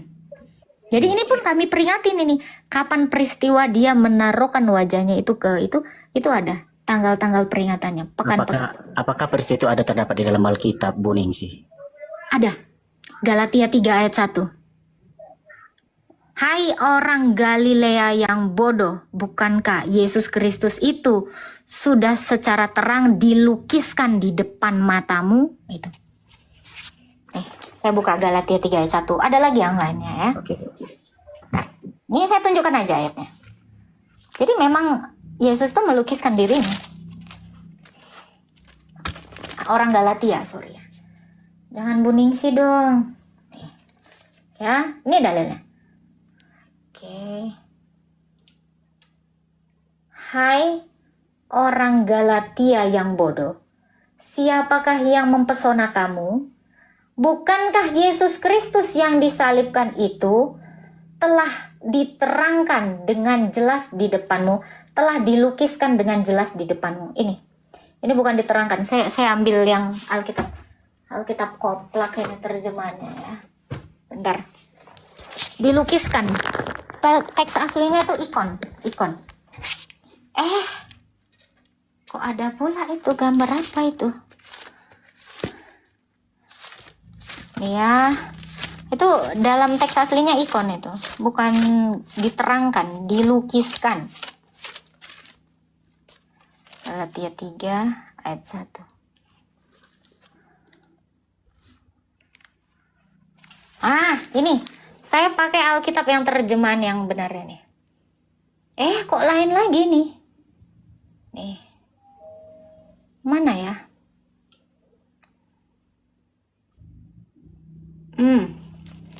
Ya. Kelihatan? Ini Alkitab saya yang paling tua. Hai orang Galatia yang bodoh, siapakah yang telah mempesona kamu? Bukankah Yesus Kristus yang disalibkan itu telah dilukiskan dengan terang di depanmu? Ini. Jadi ada ayatnya, Pak. Makanya kenapa orang Kristen buram? Ini kayaknya udah besar deh. Ini dilukiskan. Terang nggak, Pak? Kelihatan nggak? Ya, kelihatan, Bu. Bu, saya panggil Bu Agatha. Teman-teman menginformasikan dengan panggilan Ibu Agatha saja, Bro, katanya. Gak apa-apa, Ningsi juga gak apa-apa sih, Pak. Kita harus menyadari nama kita. Iya, saya kenal juga. Saya familiar juga dengan Ibu dengan nama Agatha selama ini. Cuman saya belum berani naik ke atas karena saya sembari mendengar, menyimak, menyimak sehingga hari ini saya beranikan diri untuk naik begitu. Dan kebetulan saya ada waktu begitu ya. Tadi Ibu Agatha menunjukkan penggalan ayat. Saya masih agak bingung, mungkin karena saya baru pengen belajar ya untuk hal ini. Di situ tadi ada saya lihat bacaan kecil di atas, oleh iman dibenarkan begitu. Tadi kan saya tertarik dengan kehadiran Yesus ke muka bumi ini yang disaksikan oleh muridnya, dan dikuatkan lagi oleh Ibu Agatha bahwa Yesus sendiri itu melakukan tanpa lukisan orang lain, bahkan dia sendiri melakukannya dengan dia sendiri kehanduk, sehingga gambaran wajahnya itu kalau dibilang hasil lukisan lah begitu ya.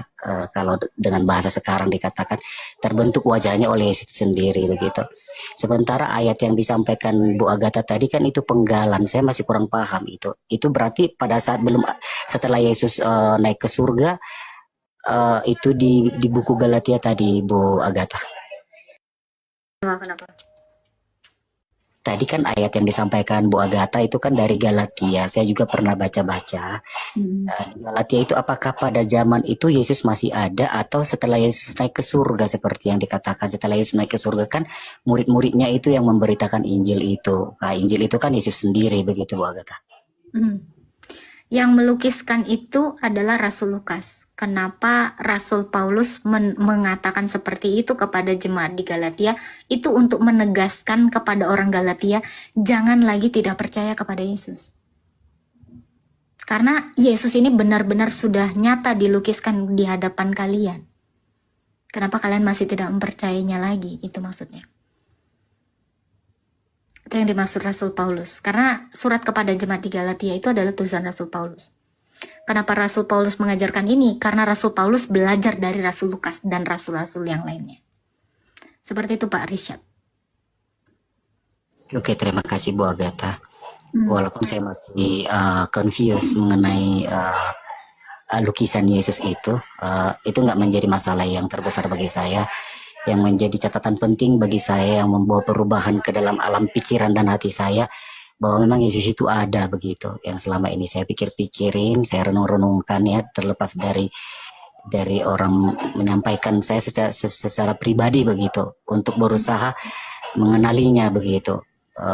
Ini bukan hal yang bukan hal yang apa namanya, ini sudah berulang-ulang kali sejak dari saya kecil saya dengarkan tentang hal ini begitu, walaupun saya sangat berlawanan ya dengan ajaran itu begitu. Ini kita mau tunjukkan satu ayat ya. Oke.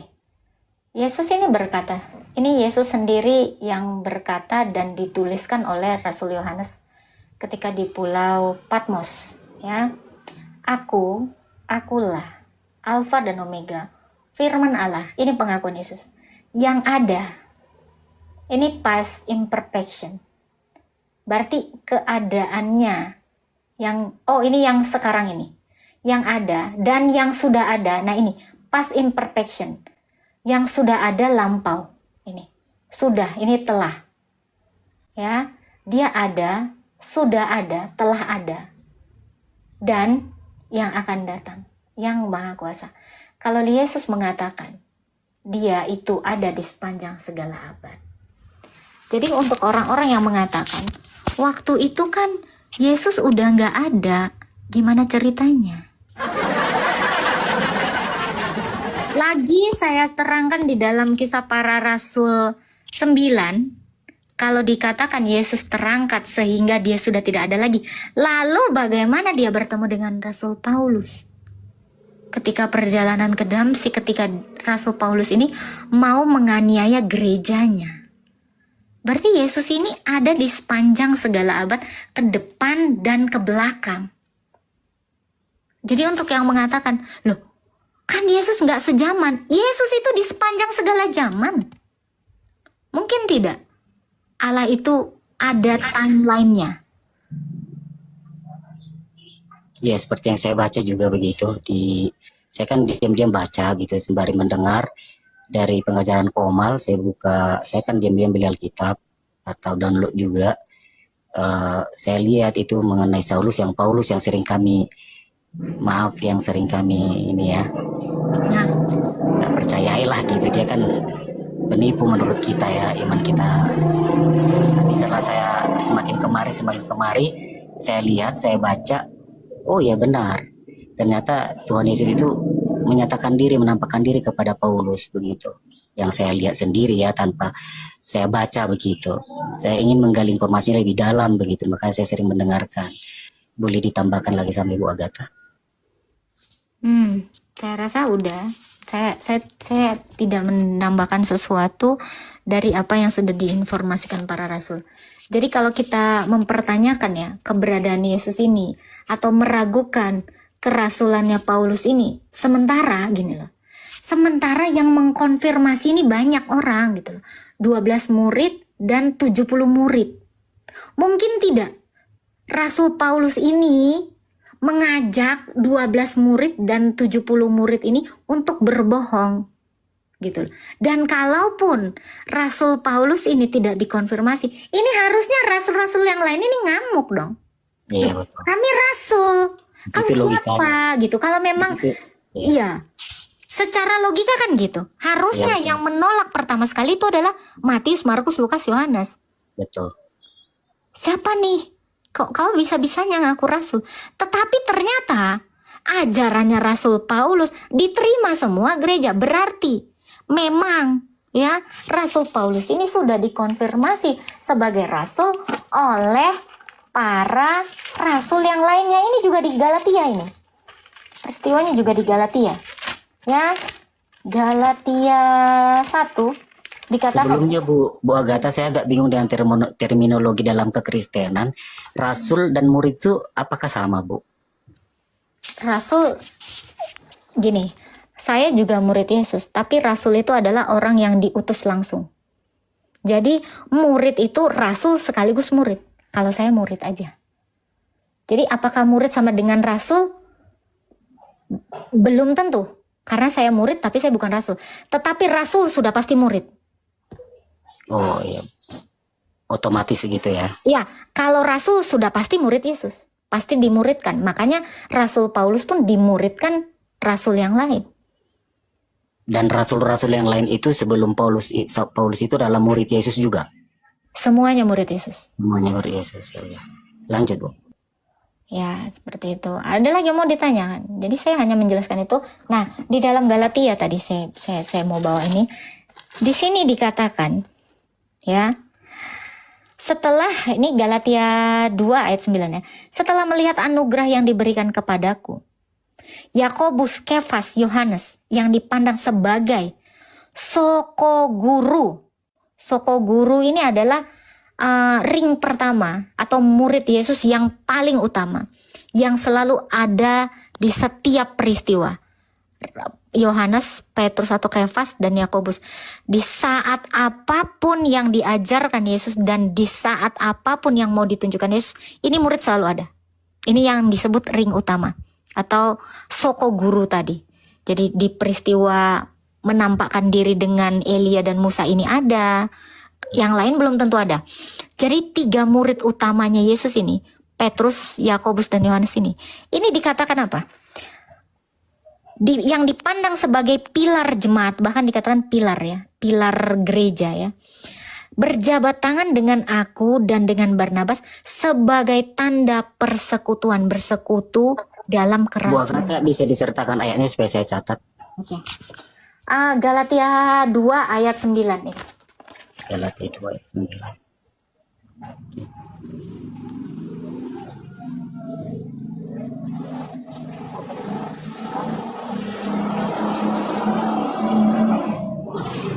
Setelah melihat anugerah yang diberikan kepadaku, Yakobus, Kefas ini Petrus, dan Yohanes yang dipandang sebagai pilar gereja, pilar jemaat atau soko guru ini, berjabat tangan dengan aku dan dengan Barnabas sebagai tanda persekutuan, supaya kami pergi jadi rasul nih kepada orang-orang yang tidak bersunat. Ini kan yang dimaksudkan rasul itu. Ini. Seperti itu, Pak. Jadi kalau untuk orang-orang yang mungkin baca Alkitabnya itu 1-2 ayat, itu tidak akan mengerti gitu. Tapi kalau kita baca secara komprehensif dan kita belajar dari guru yang mumpuni, yang bersuksesi apostolik, pasti kita mengerti. Kenapa Rasul menuliskan semua kesaksian ini? Karena ini, saya kasih tahu. Ini adalah kitab kesaksian. Kesaksian tentang ini. Musa bersaksi tentang ini. Ayub bersaksi tentang ini. Daud bersaksi tentang ini. Abraham bersaksi tentang ini. Yunus bersaksi tentang ini. Dan rasul-rasul pun bersaksi tentang ini. Jadi kitab kami ini adalah kitab kesaksian tentang Yesus dari para nabi dan dari para rasul. Termasuk Nabi Yohanes yang dipenggal kepalanya atau Yohanes Pembaptis. Itu. Jadi mungkin tidak kesaksian yang banyak ini diragukan. Nah, justru karena itu berasal dari situ saya mulai berpikir, menggali lagi, coba berpikir lagi lebih jernih, berpikir lagi secara logis tanpa harus melihat agama dalam hal ini ya. Saya berangkat dari cara berpikir yang bagaimana ya, yang relevan, yang logis begitu. Sehingga saya memutuskan ini bukan sepertinya. Memang apa yang ada di dalam iman Kristen ini benar begitu. Hati kecil saya berkata begitu, Kak Agatha. Benar gitu. Cuman saya nggak tahu harus mulai dari mana begitu. Sering saya dengarkan kata Roh Kudus gitu kan. Saya belum tahu Roh Kudus itu bagaimana. Dia bersemayam di hati kita bagaimana, saya belum tahu. Tapi saya sudah mulai berani memberanikan hati saya begitu. Saya nggak mau menutup. Karena secara logika berpikir juga begini, bagaimana saya bisa menerima kebenaran terlepas dari keyakinan Kristen lah begitu ya, secara umumnya begitu. Kalau saya tidak membukakan hati saya ataupun tidak mengosongkannya dulu gitu, tanpa harus mengintervensi mencampur-campurkan, memix keyakinan A, B, dan C gitu. Coba saya kosongkan begitu kan, sehingga saya mendapat semacam gambaran gitu, Kak Agatha gitu. Cuman masih banyak hal yang harus saya perlu gali, dapatkan dalam hal ini. Makanya saya berterima kasih lah untuk kesempatan ini bisa berbicara sama Kak Agatha secara langsung begitu. Itu tadi hal-hal yang paling utama saya tanya mengenai kehadiran Yesus, fotonya dan segala macam. Terus ada lagi yang masih agak mengambang di hati saya. Kalau masalah Yesus itu adalah Tuhan dan Allah, saya sudah mulai yakin. Saya sudah mulai mematenkan dalam hati saya, Kak Agatha. Semoga ini kalau memang Tuhan itu, Yesus itu sayang sama saya, dia akan terus mengajari saya untuk membukakan mata pikiran saya. Kalau memang Yesus itu adalah Tuhan dan Allah untuk semua manusia, bukan agama, manusia, siapapun mereka begitu. Nah, yang saya mau saya tanyakan juga, saya pernah membaca baik beberapa buku, walaupun analis saya masih dangkal, karena memang basic saya juga dari kecil kan Islam begitu. Saya melihat ada namanya buku Old Testament dan New Testament, perjanjian lama, perjanjian baru. Saya pernah dengar, saya pernah baca, perjanjian lama itu kan katanya, tadi saya dengar waktu di room mana itu, ada namanya CP ya, katanya perjanjian lama lah bayangan, kata si ibu tadi, Ibu Sophia siapa namanya tadi ya, bayangan katanya dari perjanjian baru.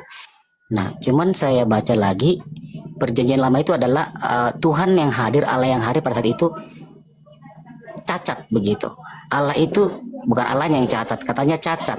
Sehingga datanglah Tuhan itu nujul jadi manusia, menjadi perjanjian baru, di dalam perjanjian baru, dan di dalam perjanjian semua kasih karunia.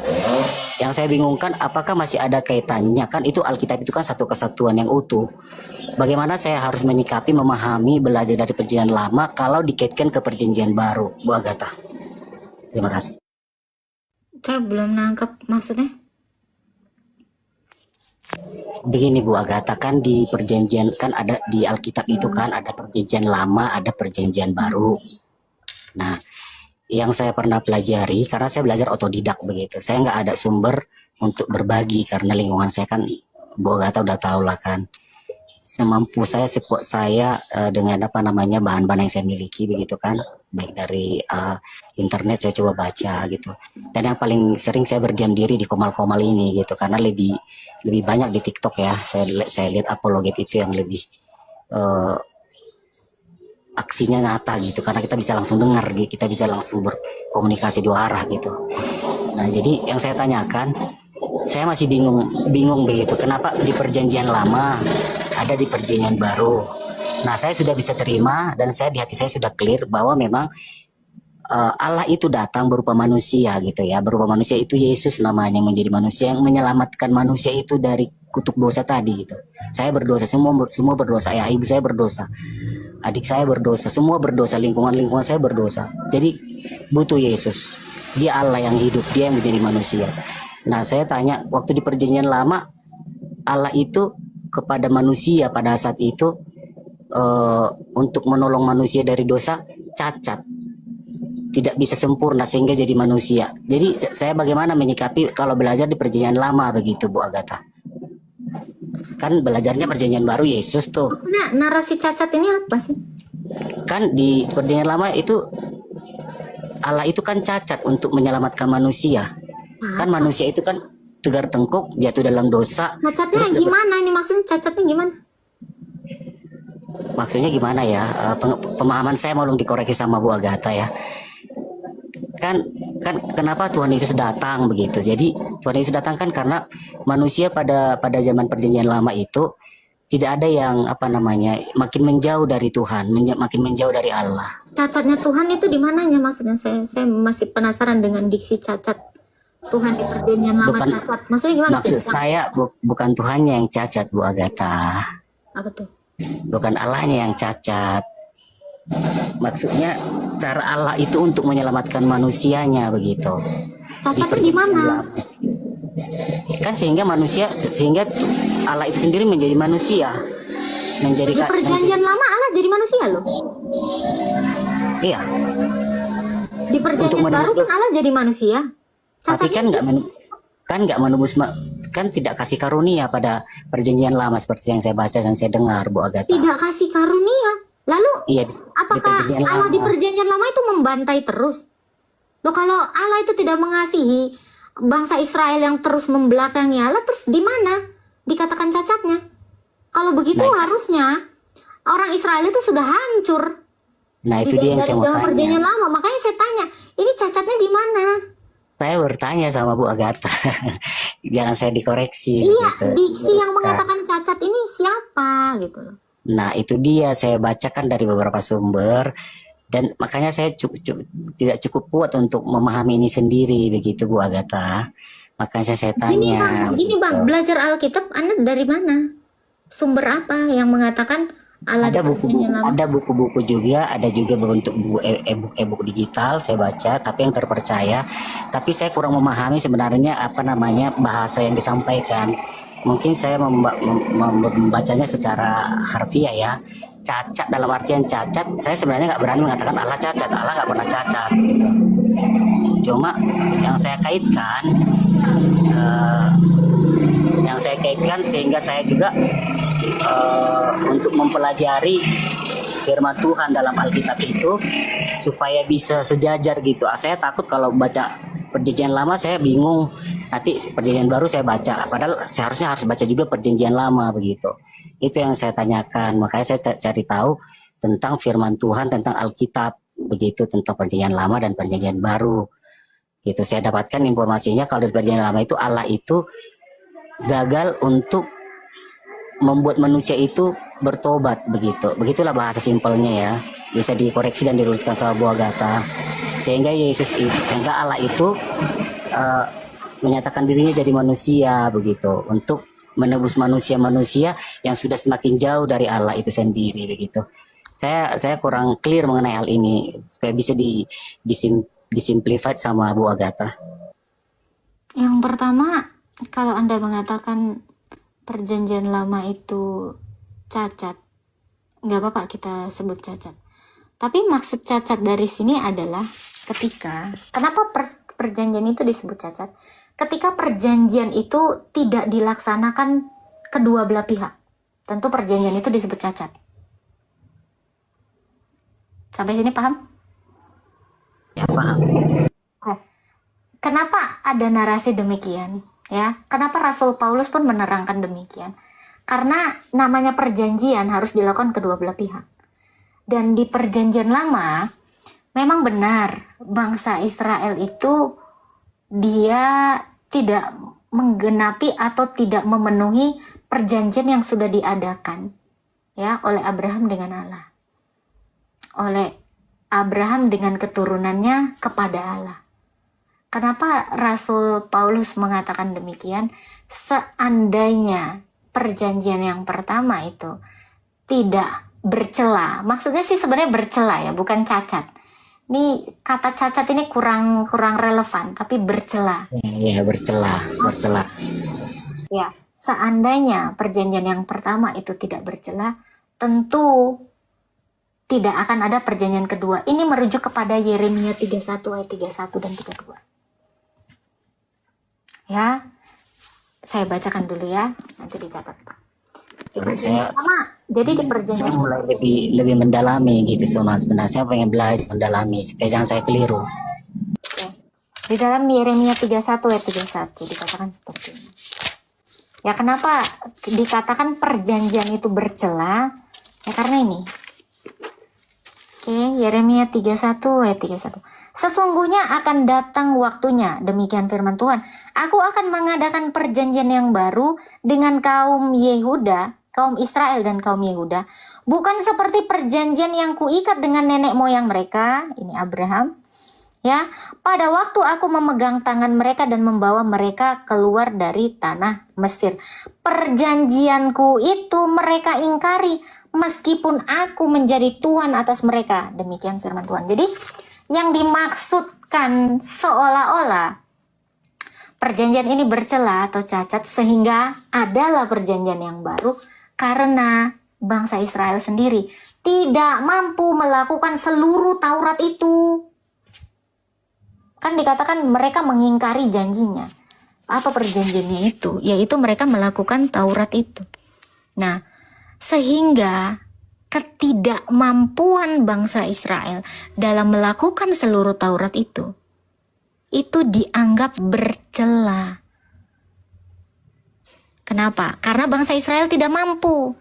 Karena ketidakmampuan bangsa Israel ini, satu orang pun yang bisa melakukan Taurat ini, maka Allah itu hadir dan dia datang sebagai manusia.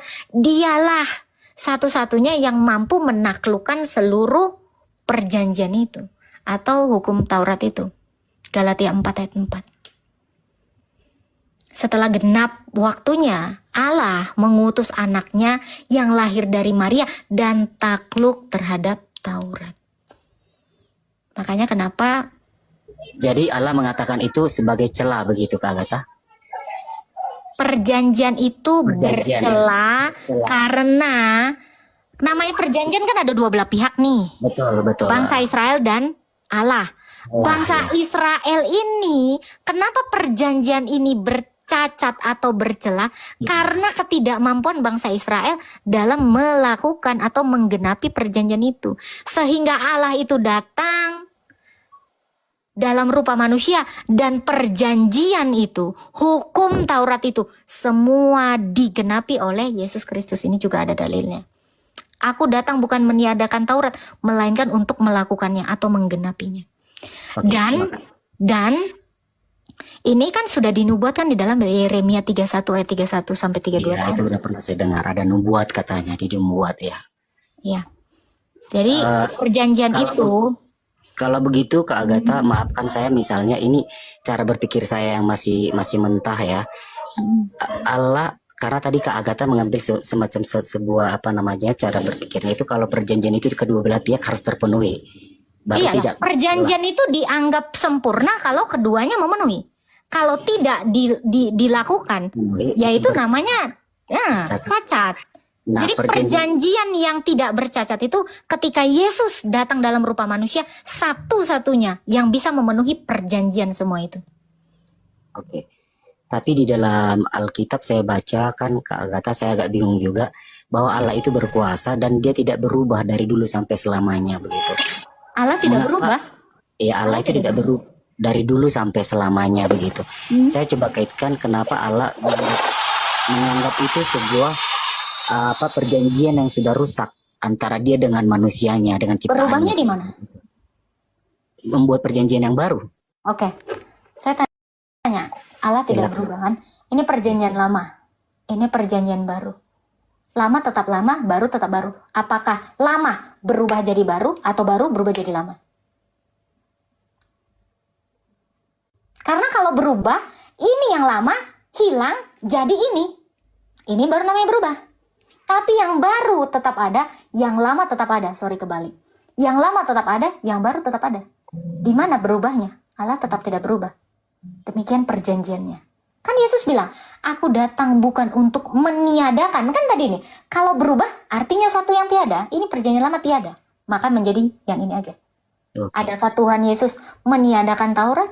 Atau dia semakin meneguhkannya? Jadi kalau dibilang Allah tidak berubah, apakah perjanjiannya berubah? Perjanjian tidak berubah. Tetapi ada perjanjian lama dan ada perjanjian baru. Itu sebabnya kenapa orang Kristen bukan meniadakan perjanjian lama, melainkan kami mengkanonnya secara komprehensif. Adakah isinya berubah? Tidak. Adakah peraturannya berubah? Tidak. Tidak ada yang berubah, melainkan diteguhkan. Ada lagi yang mau ditanya, Pak? Terus cara belajarnya Kak Agatha bagaimana saya pribadi untuk melihat dari perjalanan Tuhan Allah itu sampai sekarang ini dia menjadi datang dalam menuju jadi manusia begitu. Bagaimana saya untuk lebih Anda butuh guru. Iya, maksud saya kan itu sudah sangat komplit ya. Harus saya harus butuh seorang yang menemani untuk belajar begitu ya. Kan Kak Agatha katakan itu memang sudah dikanonkan dalam satu buku begitu. Nah, ada perjanjian lama, ada perjanjian baru. Walaupun masih masih saya agak bingung karena di perjanjian lama itu banyak bahasa-bahasa yang teologisnya itu seperti sejarah, saya kurang tahu. Tidak seperti di perjanjian baru begitu. Jadi bagaimana saya memulainya untuk belajar dengan memiliki sebuah kitab begitu? Ikut katekisasi di gereja ortodoks. Karena di dalam gereja ortodoks menjelaskan sejarah gereja itu berdiri seperti apa dari mula. Makanya perlu yang namanya guru yang dapat pengajaran dari para rasul. Pelajaran yang seperti ini kita tidak akan dapatkan di mana-mana, di universitas manapun enggak, kecuali dari gereja. Kenapa saya katakan dari gereja? Karena Yesus mendirikan gereja. Silakan cari gereja. Maksud Kak Agatha itu gereja yang fisik atau bagaimana Kak? Gereja yang fisik dengan gereja kita. Gereja bangunan. Kita nggak ngomong gereja itu bukan bicara bangunan ya. Ngomong gereja itu ngomongin orang-orang. Gitu ya. Gitu Kak Agatha tepatnya ya. Ya, karena gini ya, kenapa saya menyarankan seperti ini? Kalaupun benar Anda basicnya dari Islam, ini akan secara gampang sekali Anda mempelajari kekristenan itu dari gereja yang bersuksesikan apostolik. Seperti gereja ortodoks. Gini Kak Agatha, saya takut berbicara kuat ya. Saya belum ada waktu atau keberanian untuk langsung menyatakan diri saya pergi menjumpai sebuah gereja. Enggak. Katekisasi itu by via Zoom. Ya itu dia yang saya maksud, itu dia yang saya inginkan dulu. Ya. Jadi bisa saya bergabung melalui online begitu ya. Bapak daerah mana Pak? Nantilah saya DM Ibu Agatha. Iya. Nanti jadi ada katekisasi lewat Zoom itu setiap Senin dan Selasa. Ini gratis, Anda hanya perlu belajar, dari situ Anda ambil keputusan sendiri. Itu yang butuh waktu berapa lama saya harus belajarnya Bu Agatha? Terserah Anda, karena belajar iman Kristen ini tidak cukup sebulan, 2 bulan, 3 bulan. Bahkan saya aja sampai sekarang ini masih katekisasi. Karena begitu dalam yang harus kita pelajari tentang iman Kristen ini. Itu. Tapi saya mau rekomendasikan channel YouTube Episkop Daniel Biantoro dari Nikopolis.